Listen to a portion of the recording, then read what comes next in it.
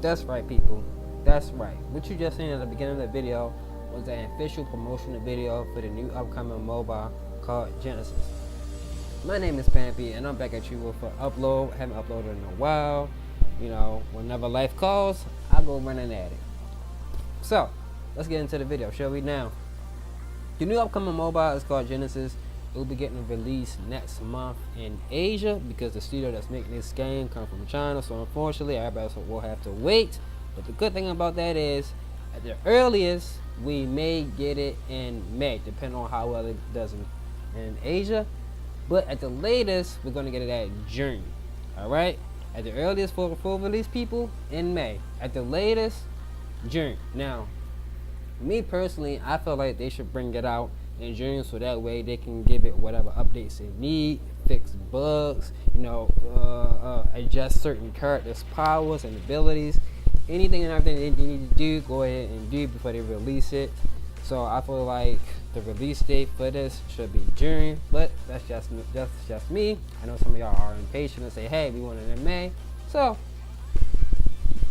hopefully June, in my opinion. Now, as far as the characters, as you see on the screen, altogether we have 27 characters. Some of their names look familiar. As you can see, there's Apollo, there's Athena, there's Hades, and who else is on here? And Zeus. Alright, so I don't know what they're going to do as far as heroes. Is what they call their characters. They call the characters heroes. I don't know what they're going to do as far as, making them. I don't know if they're going to get gods from myth, or are they just going to create their own lore based around their name or whatever. But me personally, I would like to say I want the studio, the devs, I want them to actually be original and make their own characters, which will bring in more people. Say, okay, hey, I never played this type of hero before, and this type of mobile, he seems different. I want to go and give it a shot. So my point of view, I feel like the devs should be more original with their characters. Go ahead and give it a shot and see if it works out. Now, as far as the roles, now what you're seeing right now is the tank role. I'm pretty sure most of y'all who play mobiles a lot are pretty familiar with the roles, but this is just for the newcomers and the beginners. The tank role is basically, you're on the front line, alright? You're mostly responsible for the flow of the game. Every team fight revolves around you. You're supposed to be dead right there smack in the middle of team fights, dishing out damage, debuffing enemies, doing your best to make sure your team gets that W during a team fight. Alright? That's the role for the tank, alright? You're responsible for the team fights. You gotta make sure everything goes smoothly. Now, tanks, it's not always your fault, alright? Don't let nobody put that thought in your head. It's not always your fault, alright? It could be because the person behind you, the DPS, the archer, the major assassin, not doing no damage. So tanks, no worry, it's not always your fault. On to the next role. Now, what we have here is my all-time favorite role, and a role that I mained in Smite, which is Curry, ADC main, or as they gave it their own name, Archers. Archers. This is just me giving you a little advice, Archer main to Archer main. Level up the game, and what I mean by level up the game, I mean take out them objectives, alright? The objectives is mainly the towers, alright? The quicker you get them towers taken out for your team, the more they level up, alright? That's why I say it's more so Archer's responsibility to level up the game for their teammates. Taking out them towers to give your teammates the extra bit of gold that they need in order to buy more items, and also to level up their abilities, alright? When I was playing Smite, I always more so stayed in the right lane, make sure my whole right lane got taken out, rotated to mid, took out the whole mid lane, and then rotated to solo, tried to get the solo lane towers taken out, and then once I completed that, I then started joining on team fights. But when your team says, hey, we need help in whatever lane, you have to rotate, because think about it, if they go down, it's only gonna be you. Alright, don't get to the point where you're being greedy and you try to take out the whole lane while your teammates is dying in a team fight and anybody needs some help. So, as an ADC main, take out the towers, but when your teammates say, hey, we need some help in whatever lane, rotate to go help them. Alright, that's from ADC main to ADC main.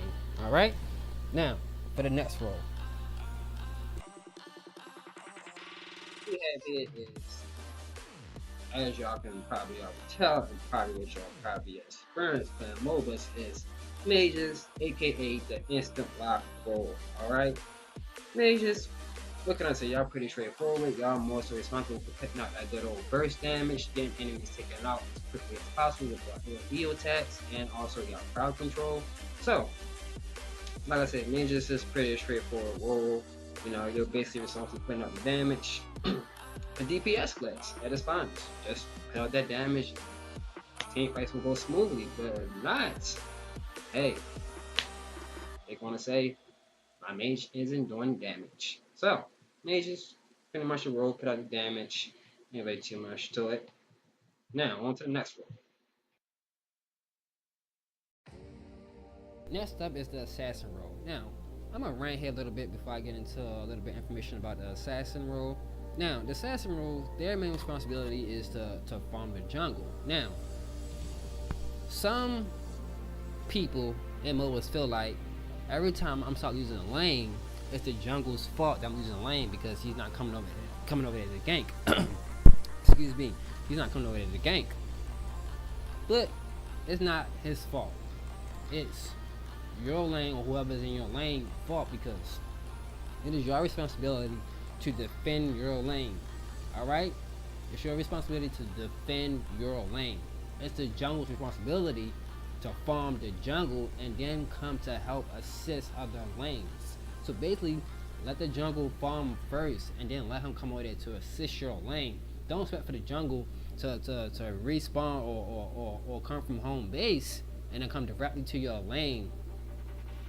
How can he farm if he's going right to your lane to babysit your lane? You gotta let your jungle farm so he can level up. Isn't that how it works? Anyway, that was just a short rant.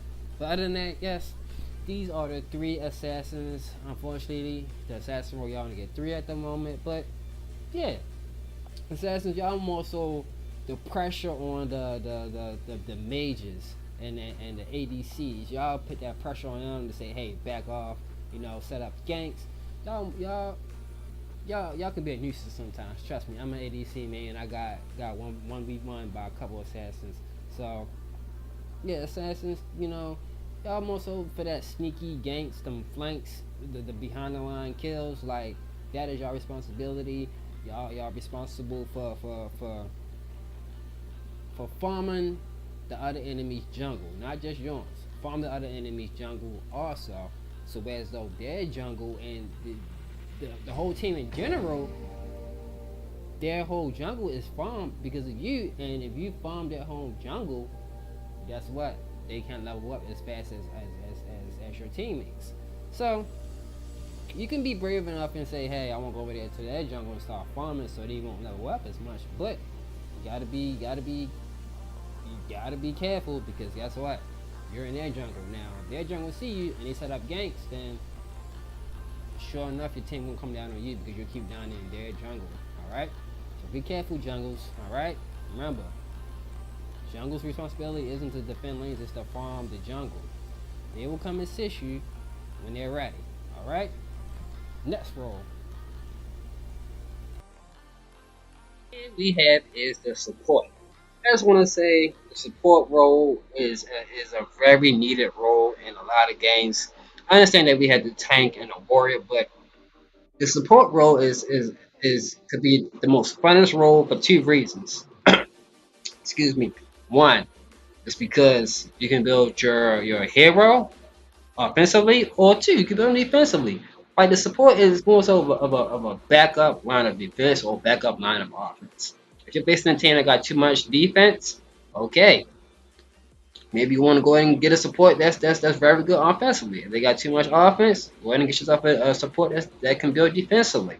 All right, but make sure when you're building your support, make sure the way you're building them, make sure you're building them with the playstyle of their abilities. Don't build him offensively when he's really defensively. Don't build him defensively when he's really offensively. Okay, but if you're gonna do that, make sure you build him correctly. All right, it's all about your builds and MOBAs. If you build the wrong thing, you're gonna get a lot of BS from your team at the end game. All right. Just a heads up.